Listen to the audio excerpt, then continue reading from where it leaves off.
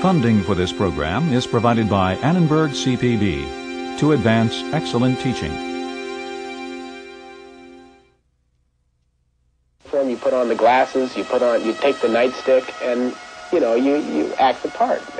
What power can turn a pacifist student into a sadistic guard? Hi, Mr. Correctional Officer.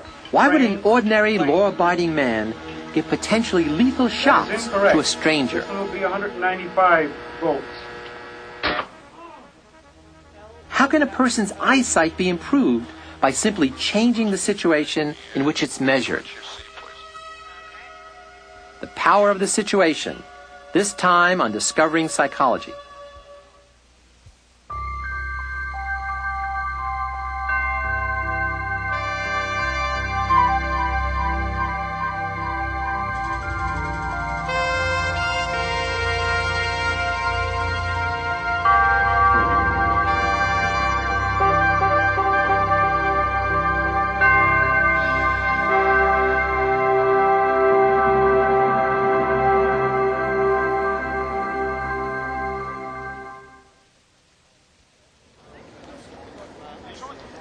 Most of psychology focuses on the individual, how an individual taken alone behaves, thinks, or feels.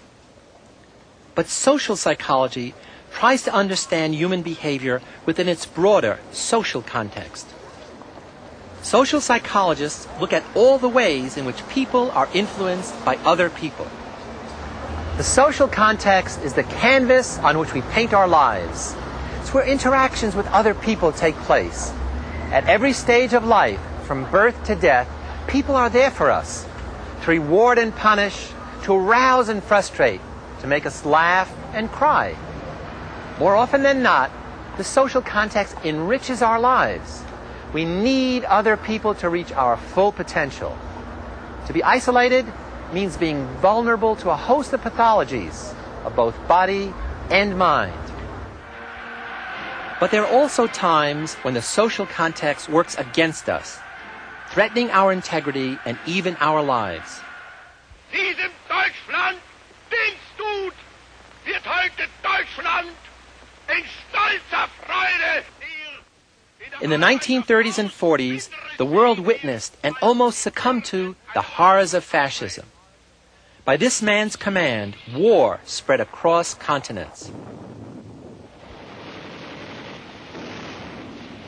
Adolf Hitler had succeeded in creating a social political structure powerful enough to exert total control over the German people. With the help of propaganda on a scale never before seen, the Nazi high command was even able to justify the so-called final solution.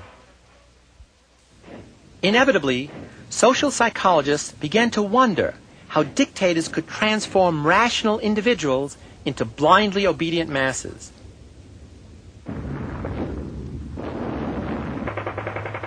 With the fate of the world in doubt, the answers seemed critically important. And so a team of researchers in the United States began to study the ways in which leaders directly affect their followers, and how groups change the behavior of individuals. The research team was led by Kurt Lewin, himself a refugee of Nazi Germany. Lewin wanted to demonstrate that it was possible to translate socially significant issues, like the power of leaders, into hypotheses and test them in controlled experiments. At a time when psychology was dominated by the study of rats in the laboratory, not people in the real world, Lewin's dynamic approach was a radical departure. It was the beginning of modern social psychology. Lewin and his colleagues were fascinated by the way dictators were able to mold the behavior of individuals by putting them into uniforms, giving them a new identity as part of the group. So in 1939, they set up a unique experiment to assess the effects of different leadership styles on the way people behaved in groups. They began by organizing 3 groups of boys meeting after school. Each group had a leader who was trained by the researchers to play 3 very different styles of leadership. When the men acted as autocratic leaders, they were to make all the decisions for the group. When they acted as laissez-faire leaders, their job was to allow complete freedom with almost no guidance. And when they acted as democratic leaders, they actively encouraged and assisted the group's decision-making. At the end of each 6-week period, the leaders switched groups. In other words, each group of boys was exposed to all 3 leadership styles under 3 different men. Under the autocratic leaders, the boys worked the hardest, but typically only when the leader was watching. They were more aggressive and hostile, and they showed more submission to the leader. They behaved like miniature fascists. When the groups experienced a laissez-faire leadership style, little was accomplished. The boys did the least amount of work and work of the poorest quality. Total freedom without guidance led to chaos. But when the groups were democratically run, they showed the highest levels of motivation and originality. There was more mutual praise and more playfulness. To the research team, the results were reassuring. Democratic leadership had worked best at a time when dictatorship was proving so successful in Europe. But there's also another powerful lesson here. Notice that it was leadership style and the social situations it created, and not the personality of the individuals involved, that were the critical factors in the experiment. This leads us to a central theme in social psychology, that social situations significantly control individual behavior. For Lewin, human behavior is always a function of the individual and the social environment. This means that the best and worst of human nature can often be brought out by manipulating some aspects of the social environment. In another classic experiment, it was shown that even our most obvious perceptions can be manipulated. Which line on the right do you think is the same size as the line on the left? The correct answer, of course, is B. That's clear to anyone with normal vision. Or is it? Let's say you're a subject in what you think is an experiment on visual judgment, but which is really an experiment on conformity. When every other person is asked to choose the proper line, they do something strange. They pick C instead of B. Now it's your turn. What will you say? In this study conducted by Solomon Asch, everyone but the subject was part of Asch's team. In this situation, 70% of the subjects sided with the majority's wrong judgment at least once. And many of those who didn't conform still felt uncomfortable in not going along with the group. That is incorrect. The ultimate conformity, 195 votes. total blind obedience to a leader, was elicited in a controversial laboratory experiment by this researcher, Stanley Milgram, a former student of Solomon Asch. Milgram wondered whether the evil deeds of the Nazis were the result of their personal defects, or whether anyone has the capacity for evil if the situation is powerful enough. In 1961, when Hitler's henchman Adolf Eichmann was standing trial for war crimes, Milgram wanted to find out how far ordinary people would go in obeying orders. Would they, like Eichmann, execute strangers if they were told to? In Milgram's experiment, a subject was paid to participate in what he thought was a study of memory. He was asked to play the role of teacher, helping someone improve his memory. You want to step right in here, learner, and have a seat there. You can leave your coat on the back of that chair if you will, please. Take it right off. Guiding the subject was the experimenter in the lab coat, who acted as the legitimate authority in the situation. Both the experimenter and the man being tested as the learner were part of Milgram's team. And how was the subject supposed to help the learner improve his memory? By delivering electric shocks as punishment for every mistake. This machine generates electric shocks, and when you press one of the switches all the way down, the learner gets a shock. The shocks began as mild, but they had to be increased with each era until they were potentially lethal. Although no shocks were actually given, the teacher subject was made to think he was punishing the learner. Let me out of here. You have no right to keep me here. Let me out. Let me out of here. Let me out. Continue, please. Let me out of here. My heart's bothering me. Go on. Out. Let me out. Responsible for it. Red.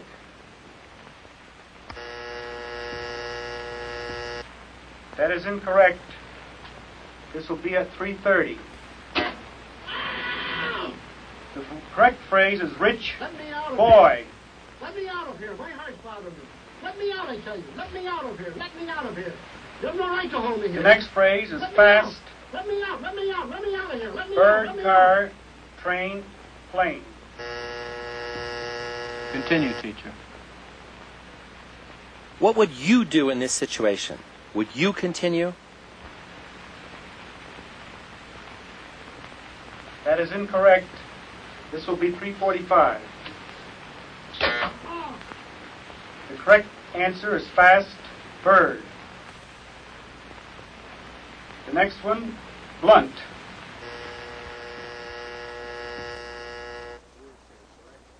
At the time, 40 experts were asked to predict the performance of the subjects.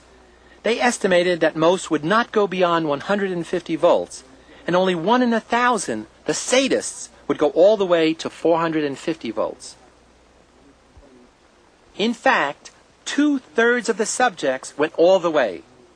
While many of them objected, the majority did not disobey. The experiment requires that you continue, teacher.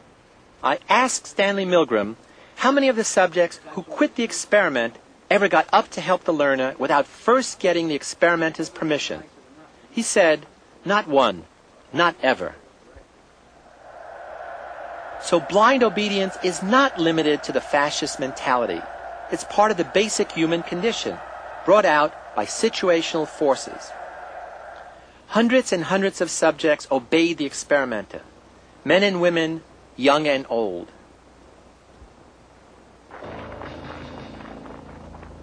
As the author C.P. Snow wrote, when you think of the long and gloomy history of man, you will find more hideous crimes have been committed in the name of obedience than have been committed in the name of rebellion. Whenever we try to understand some unusual aspect of human behavior, like that of the Nazi guards or the subjects in the obedience experiment, we typically explain it in terms of personal traits without sufficiently considering the impact of the situation. This dual tendency to attribute the causes of behavior to personal factors while underestimating the effects of the situation is known as the fundamental attribution error. We all make the fundamental attribution error, in part because our culture emphasizes individual accomplishments, and in part because we have difficulty admitting how easily we ourselves can be manipulated by situational forces. Just consider the strange case of the Stanford University jail, which once stood here in the basement of the psychology building. It was part of an unusual experiment on the psychology of imprisonment that my colleagues Craig Haney, Kurt Banks, Carlo Prescott, and I conducted in the early 70s. We wanted to see just what happens when you put good people in a bad situation.